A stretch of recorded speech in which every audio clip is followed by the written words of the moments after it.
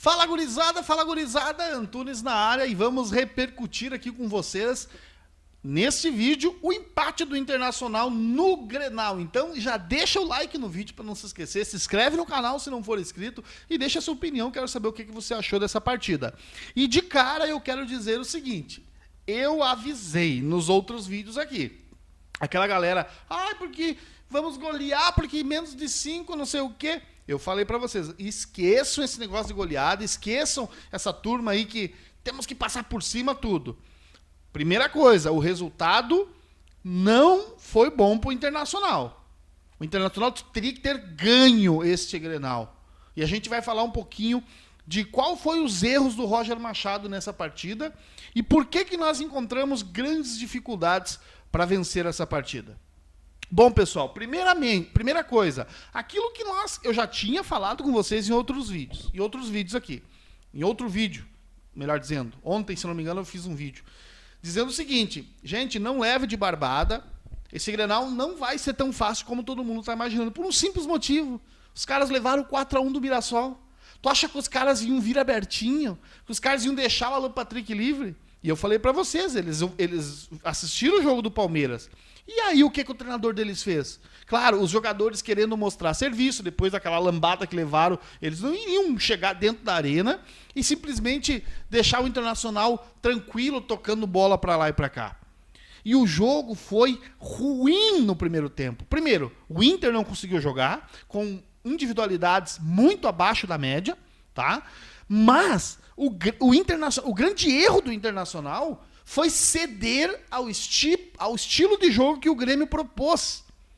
O time do Inter é um time que domina as ações do jogo tocando a bola, acalmando, ditando o ritmo do jogo. Sabe o que o Internacional fez? O Grêmio convidou o Inter, em outras palavras, cara, vamos ir para aquele jogo de confronto físico, de pontapé, de carrinho, de chute, disputar a bola no alto, vamos disputar na parte física, vamos fazer aqui um jogo de gato e rato, de brigar pela bola.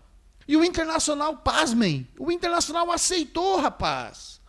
O Internacional aceitou. Foi pra pancadaria, foi pra disputa de bola, um jogo horrível no primeiro tempo. O único momento lúcido do Internacional na partida foi aquela jogada onde o Fernandes pega a bola, avança com espaço no meio campo, abre para o Bernabé, o futebol que o Inter é acostumado a jogar. O Bernabé cruza e o Ener Valencia me perde mais um gol para variar. Esse gol que o Ener Valencia perdeu definiria praticamente o resultado da partida, porque o Grêmio em nenhum momento tinha chegado com perigo. E aí o Ener Valencia me perde o gol. Então assim, o Inter não jogou nada. Primeira coisa, o Roger errou. O Roger tinha o Juninho e o Gabriel e o Vitor Gabriel para botar na zaga. E ele insistiu com o Rohel. O Vitinho não tinha jogado bem no último jogo. Ele começou com o Vitinho. E eu falei no vídeo de ontem, se o Grêmio vir com 3 volantes no meio campo, 4 homens, na verdade ele jogou com 4 homens porque o Edenilson subiu para fazer marcação alta. O Inter tem que botar o Tabata para igualar o meio campo. E ele saiu com o Vitinho. O Vitinho não tá bem. O Vitinho não foi bem no último jogo e não foi bem hoje de novo. Aliás, o Wesley não foi bem, o Valencia não foi. Muitas individualidades não foram bem. Mas mesmo assim, o Inter criou a grande chance do primeiro tempo, que foi nos pés do Ener Valencia, e ele errou.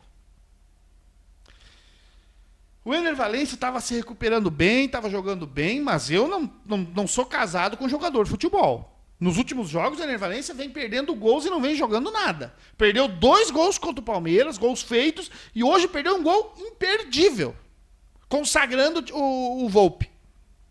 E aí, numa das poucas chegadas dentro da área que o Grêmio teve, um bate-rebate, um gol de chiripa, falha do sistema defensivo do Inter, até eu não culpo que foi uma falha glamurosa. O chute do Oliveira ia para fora, e aí a infelicidade do nosso goleiro que espalmou para dentro, mas 10 segundos antes ele tinha feito um milagre no chute do Bright White. O Rohel na zaga É um pandemônio, é um desespero. E o Roger errou, cara. Eu gosto muito do Roger, mas eu não passo pano para erro. Ele errou em botar o Vitinho e ele errou em colocar o Roger. Se tu tem os zagueiros, por que tu não põe o Vitor Gabriel e não põe o Juninho para jogar, para botar o Vitão pro lugar dele, velho? Tivemos individualidades que não foram bem. Bernabé não foi bem, o Vitinho não foi bem, nem o Alan Patrick foi bem na partida. No segundo tempo, o Alan Patrick melhorou, porque o Roger mexeu no time, tirou os 2 pontas que não estavam jogando nada e colocou 2 meias. E pasmem, o Inter melhorou e melhorou muito. Aliás, o segundo tempo do Internacional foi bom. Tá? O Internacional conseguiu tocar a bola, conseguiu ditar o ritmo do jogo. O lance do pênalti já foi um Inter já modificado e trocando passes com maior rapidez. Gostei. O Roger é sempre assim. O Roger no intervalo, normalmente o time do Inter melhora. Mas ele falhou, cara. Não deveria ter saído com o Rohel. Não deveria ter saído com o Vitinho.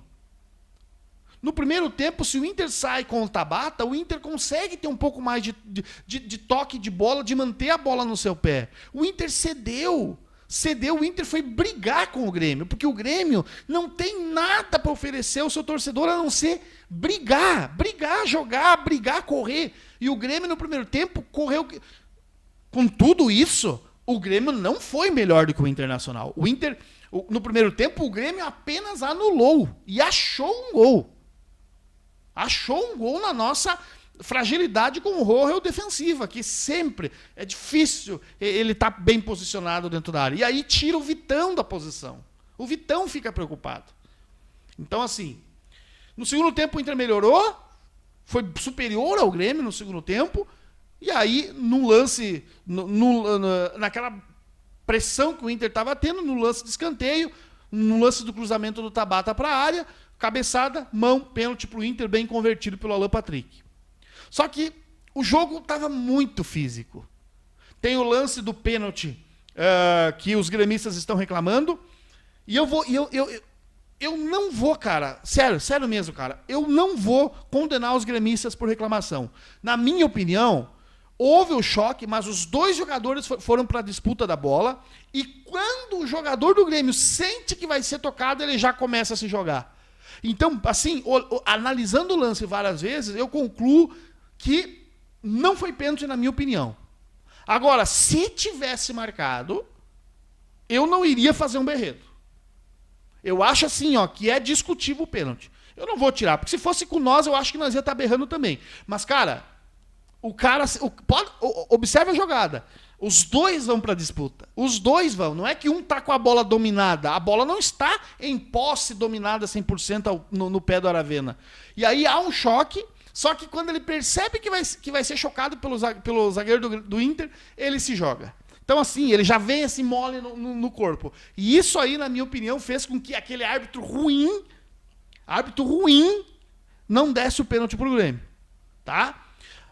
O Inter não mereceu ganhar. Então, assim, o resultado ele foi justo, porque o Grêmio conseguiu fazer o que ele podia contra o Internacional no primeiro tempo. Anulou, foi para disputa, foi para briga, foi para o pau, como a gente diz, marcou o Internacional em cima, anulou o Alan Patrick. O Alan Patrick não conseguiu jogar. E os nossos pontas, que deveriam quebrar as linhas, não conseguiram. O Wesley não foi bem hoje, tomou decisões erradas.